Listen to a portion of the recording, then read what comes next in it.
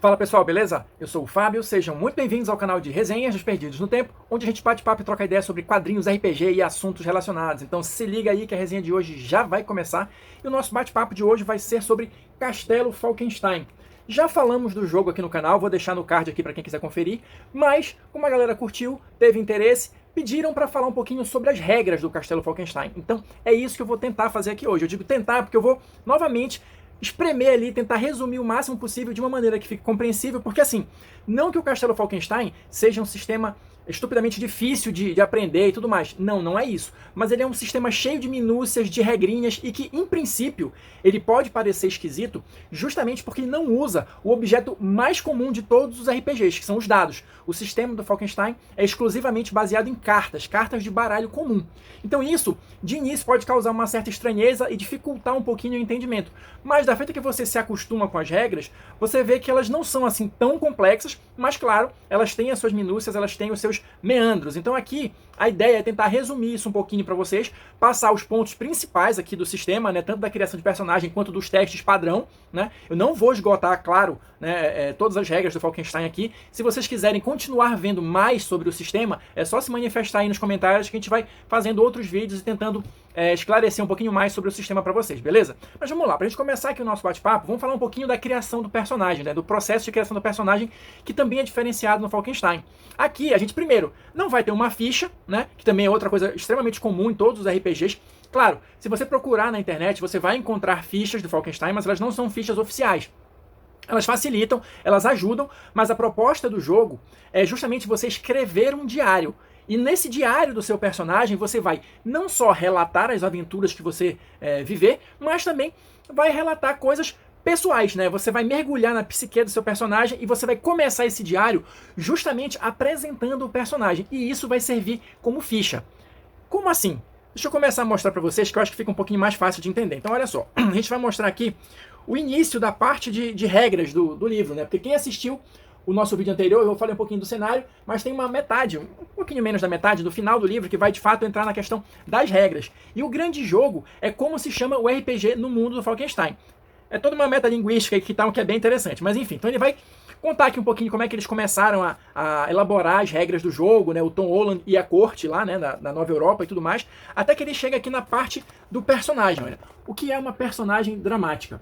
O Castelo Falkenstein vai lidar com esse conceito de personagens dramáticas justamente porque ele tenta inserir todos aqueles temas que são comuns da era vitoriana, que a gente costuma ver em filmes e tudo mais, e que às vezes está no nosso imaginário, né? Aquelas coisas altamente melodramáticas, grandes cargas de aventura e tudo mais. Então, por isso, esse nome personagens dramáticos, e também, na minha opinião, faz referência ao fato de você ter um jogo que, talvez agora pensando, seja um jogo que ele busca, de fato, dar o mesmo peso para um sistema de regras, né, que existe e é robusto, e para a questão narrativa. Né? Então, talvez ele tente dar o mesmo peso para essas duas coisas, porque geralmente, né, os RPGs ou tendem mais para um lado ou tendem mais para o outro. Talvez o Castelo Falkenstein busque aqui um equilíbrio entre essas coisas. Mas enfim, para que servem esses exemplos aqui de personagens dramáticas? Aqui ele vai não só fazer um apanhado geral de tipos comuns de personagens para você escolher, como se fossem classes, né, do que a gente vê em outros jogos de RPG, e ao mesmo tempo ele vai te dando algumas dicas de interpretação.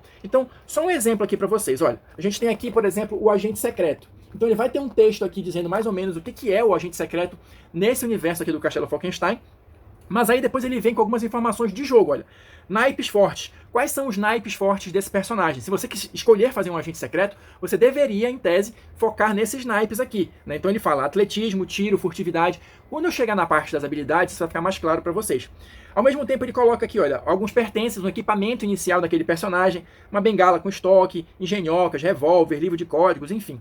O diário, o que poderia ter no seu diário, né? E uma razão para estar aqui, uma razão para estar se aventurando pela Nova Europa. Então, nessa parte aqui das personagens dramáticas, ele vai trazer toda essa gama de informações para você já ir se ambientando ali, tal, escolhendo, vendo mais ou menos do que trata cada uma delas e poder fazer a sua escolha com mais base antes mesmo de chegar na parte de começar a fazer a sua ficha, ou melhor dizendo, escrever o seu diário. Então assim, todas as entradas aqui têm esse mesmo padrão, mas só para vocês terem uma ideia, eu falei aqui do agente secreto, mas o que mais tem? Um anão artesão, anarquista, um artista, brownie, que é um tipo de fada, não é o doce, você aí que é guloso, uma aventureira, uma cortesã, um cientista louco, dama, cavalheiro, ladrão de casaca, um detetive consultor, né, o famoso Sherlock Holmes e tantos outros detetives da era vitoriana, né, um explorador, né, um diplomata, enfim, um lorde ou uma lady feérica, olha. Castelo Falkenstein mistura muito essa questão da fantasia, né? Você pode ser, inclusive aqui do lado, olha, você pode ser inclusive um Lorde Dragão, né? Você pode ter os dragões são personagens jogáveis aqui no Castelo Falkenstein, desde, claro, de que seu mestre, seu anfitrião concorde, né? Vigarista, mercenário, magista, né, que são os magos ali. Então, tem toda uma apresentação aqui de possíveis personagens para vocês, até que ele chega finalmente, olha, na questão do diário. E ele vai justamente começar aqui, olha, perguntas para o diário. Então isso aqui seria, de fato, a sua ficha, né? Ao responder essas perguntas aqui, você já estaria escrevendo o seu diário e colocando quais são as características principais do seu personagem, mas num nível de detalhe interessante. Para quem curte, assim, de fato, construir um personagem com todo o background, com toda uma gama de detalhes que a gente normalmente também não vê em outros jogos, o Castelo Falkenstein é um prato cheio. Só para vocês terem uma ideia aqui das perguntas que deveriam ser respondidas no diário. Olha só. Seu nome, claro, de onde você vem, qual a sua aparência, como for a sua infância e a sua juventude. Até aí, beleza, coisas comuns que a gente vê. Quais são suas virtudes e seus vícios? Quais são suas melhores qualidades? Quais são seus maus hábitos? Qual é o seu estilo?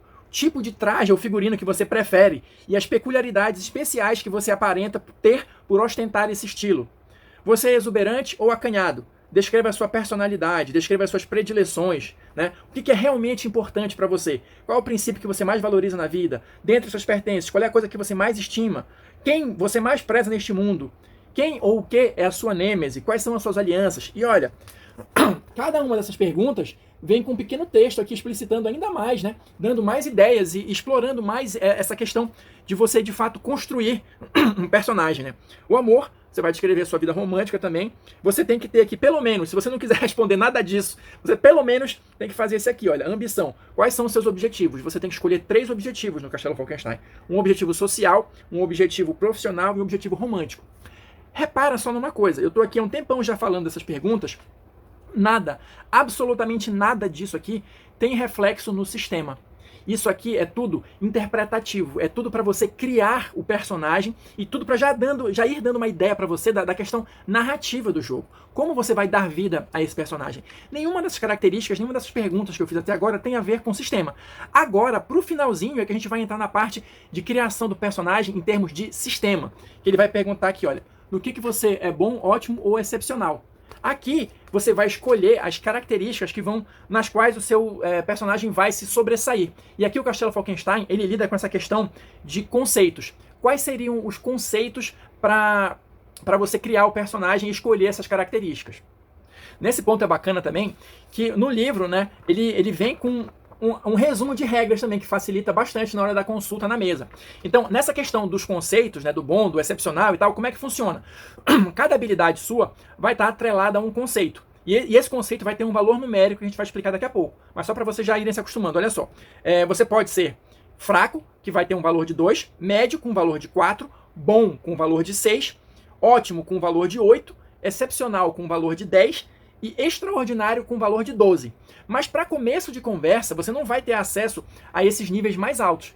Na construção do personagem, você começa com uma característica ótima, ou seja, com um conceito 8, 4 boas, com um conceito 6, uma fraca, né? E é isso. Todas as outras seriam médias, e o jogo trabalha com esse raciocínio. Tudo que você não tem na sua ficha, você é automaticamente médio.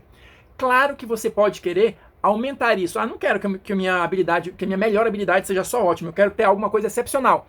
O jogo, ele vai te apresentar aqui uma série de compensações que você pode fazer para ir aumentando. Então, só para ficar em um exemplo aqui. Se você quiser uma habilidade excepcional, você tem que pegar 2 habilidades fracas adicionais. Ou seja, eu acabei de falar que tudo que não tem na sua ficha é automaticamente médio. Mas se eu quero que alguma coisa seja excepcional, eu preciso escolher outras 2 coisas para serem fracas. E assim por diante. O jogo vai trabalhar com esse esquema de compensação. Quanto mais alto eu quiser que seja o meu conceito, eu vou ter que pegar um número cada vez maior de habilidades fracas para compensar, beleza?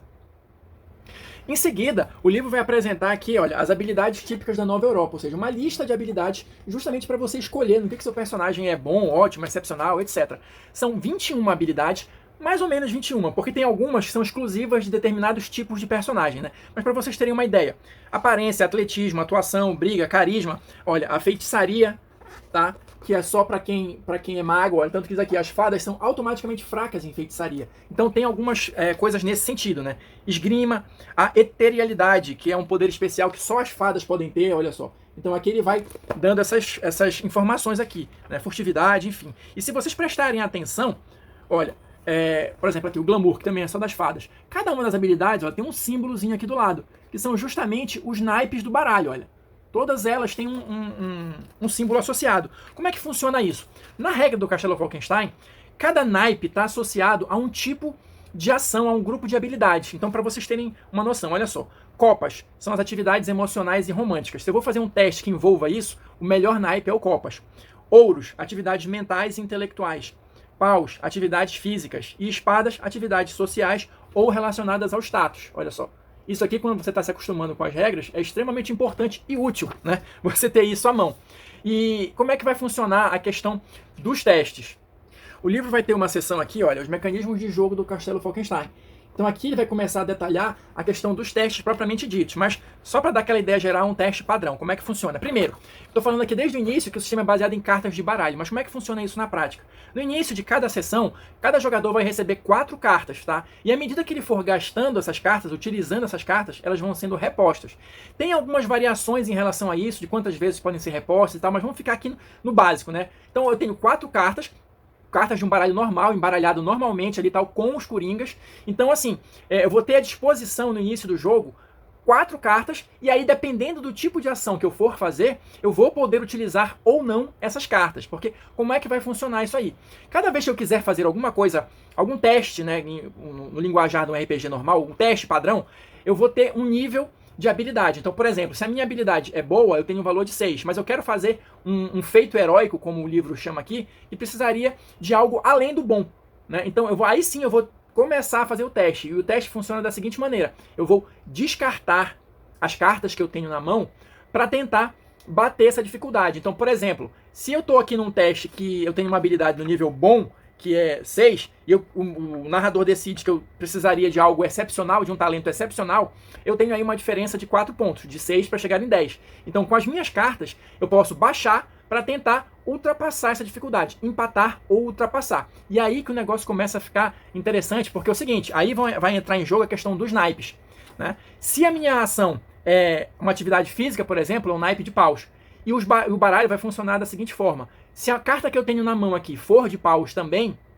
o número da carta vai somar com a minha habilidade. Então, se eu tiver um 10 de paus, por exemplo, e a minha habilidade é bom, eu já tenho 16. Já consegui bater a dificuldade. Se eu não tiver uma carta do naipe apropriado, cada carta vai valer só 1 ponto. Então, eu posso ter, por exemplo, 4 cartas do naipe que não seja de paus, e eu vou somar com os meus 6 e eu vou conseguir empatar, vou conseguir chegar nos 10. Mas eu não vou conseguir superar a dificuldade. E isso vai ter reflexões no jogo. O jogo trabalha com a ideia de graduação, tanto de sucesso quanto de falha, tá? E assim, só um detalhe que é importante também, eu descrevi aqui para vocês um teste padrão com uma dificuldade bem básica, mas o narrador, o anfitrião, ele também tem as suas 4 cartas, e ele pode colocar as cartas na mesa ali, quantas ele quiser, para aumentar a sua dificuldade. Então, no exemplo que eu dei, a dificuldade era excepcional 10, e eu coloco mais uma carta ali. Quando eu jogava, e eu acho que fica mais divertido assim, eu ainda botava a carta virada ali. Ninguém sabe qual é o valor que eu coloquei. Porque isso aí vai representar a dificuldade, a aleatoriedade e a questão do blefe também. Porque eu posso ter aumentado só em um pontinho ali a dificuldade, mas o cara já vai ficar cabreiro, vai querer gastar todas as cartas que ele tem. Então o Falkenstein tem esse lado também de você blefar e de você gerenciar as suas cartas. Porque neste teste específico agora pode ser importante paus.